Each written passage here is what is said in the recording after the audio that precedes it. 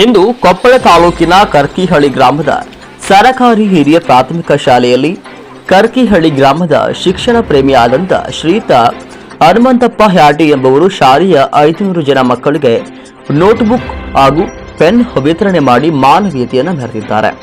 ತಾವು ಕೂಡ ಒಬ್ಬ ರೈತಾಪಿ ಕುಟುಂಬದ ಯುವಕನಾಗಿದ್ದು ಈ ರೀತಿಯ ಮನಸ್ಥಿತಿಯನ್ನ ಇಟ್ಟುಕೊಂಡಿದ್ದು ಇದೊಂದು ಸಾಮಾಜಿಕ ಕಳಕಳಿಯನ್ನ ತೋರಿಸುವ ಕಾರ್ಯವಾಗಿದೆ. ಹನುಮಂತಪ್ಪ ಹ್ಯಾಟಿರವರಿಗೆ ಶಾಲೆಯ ಎಲ್ಲ ಸಿಬ್ಬಂದಿ ವರ್ಗ ಶ್ಲಾಘನೆಯನ್ನ ವ್ಯಕ್ತಪಡಿಸಿದ್ದಾರೆ.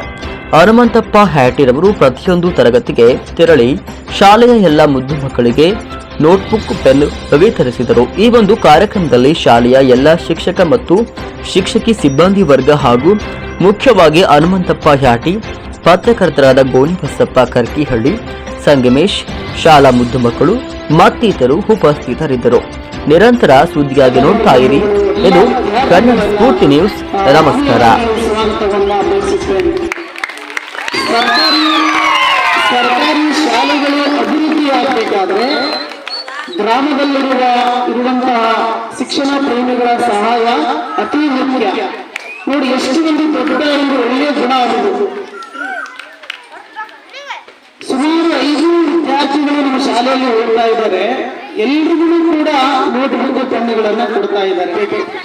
ಹಾಗಾಗಿ ಅವರು ಒಂದು ದಾನವನ್ನ ಮಾಡೋದಕ್ಕೆ ಏನಾಗುತ್ತೆ, ಅನುಕೂಲ ಆಗುತ್ತೆ.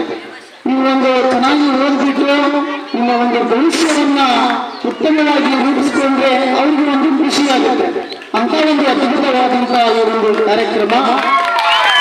ಈಗ ಎಲ್ಲ ವಿದ್ಯಾರ್ಥಿಗಳಿಗೆ ಈಗ ನೋಟ್ಬುಕ್ ಮತ್ತು ಪೆನ್ನುಗಳನ್ನ ವಿತರಣೆ ಮಾಡುವಂತಹ ಸಮಯ.